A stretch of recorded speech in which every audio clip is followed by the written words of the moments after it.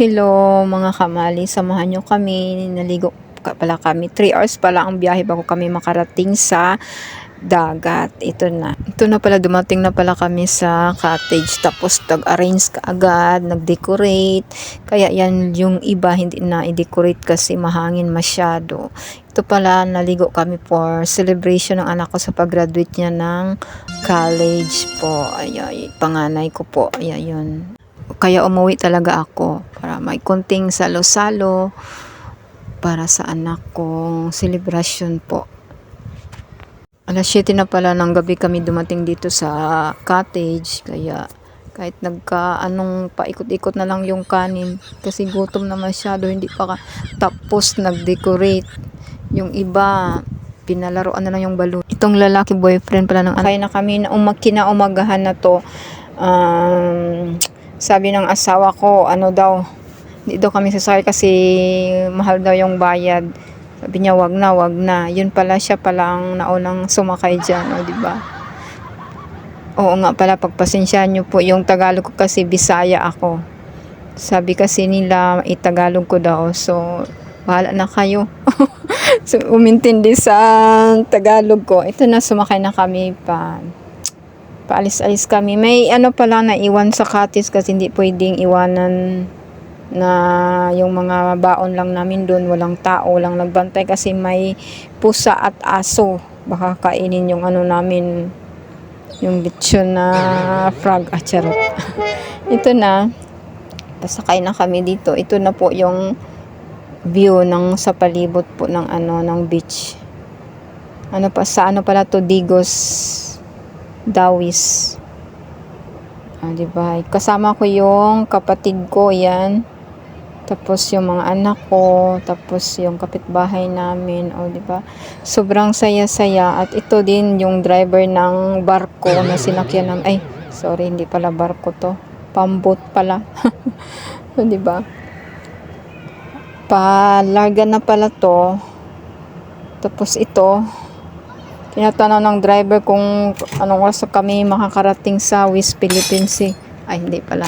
Doon lang pala sa laot, doon sa medyo liman na ba yan? Ito yung anak kong pangalawa. Diba, nag-post pa siya. Sabi niya, enjoy lang. So, ito din kami din dalawa sa gilid ng panganay ko, nag-posing din, diba, at kapatid ko, yung anak niya, pangmangkin ko. Ito yung view at girlfriend ng anak kong lalaki, ito pala siya, si Gail. Tapos, bumaba na kami sa laot, ito ang enjoy namin. Ito kami mag-asawa, diba? Tapos, basta enjoy kasama ang pamilya kasi ito yung pangalawa kong anak at panganay. Umaakyat sa hagdan ng barko. Ay, charot, sa pala, pamboat. Ayun. At dito na, tumalon na tatalon pala yung anak kong babaeng panganay. Inihagis niya muna yung salbabida. Iwan ko kung salbabida din ba ang tawag dyan sa Tagalog. Basta sa amin sa Bisaya, salbabida. Ito yung pangalawa kong anak na babae, diba, enjoy din siya nakasakay sa hagdan, diba, wow.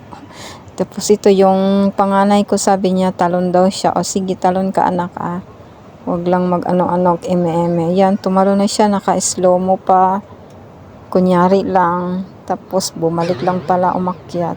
Wow. Ito, hindi din pa tinag yung pangatlo kong anak na lalaki, ito siya. Ayaw din pa post din siya. Hindi din pa huli. Hindi, wow. Ito yung anak ng pamangkin ko, sobrang niyang iyak kasi pagod na. Tapos gutom na din.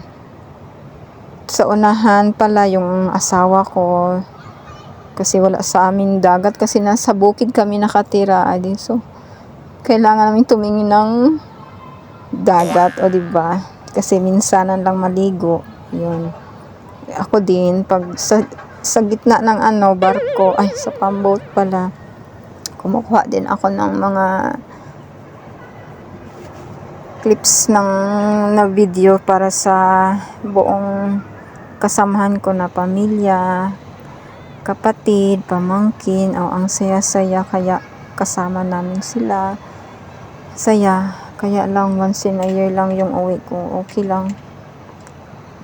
Satisfied pa rin yung uwi ko. Ito na yung asawa ko, nag-sharo na siya, nagbalot na siya ng mga litson kasi baka maubos daw, di ba? Wow, kunyari lang yun. Ano pala yung ibigay niya sa mga, yung sumama sa amin, yung mama ng mga girlfriend, ang boyfriend ng mga anak ko, bigyan sila.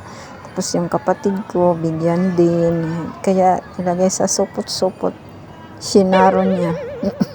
Kasi pag uwi namin sa bahay, madami ding bisita, kakain din. Ayun.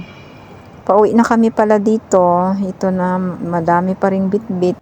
Thank you for watching.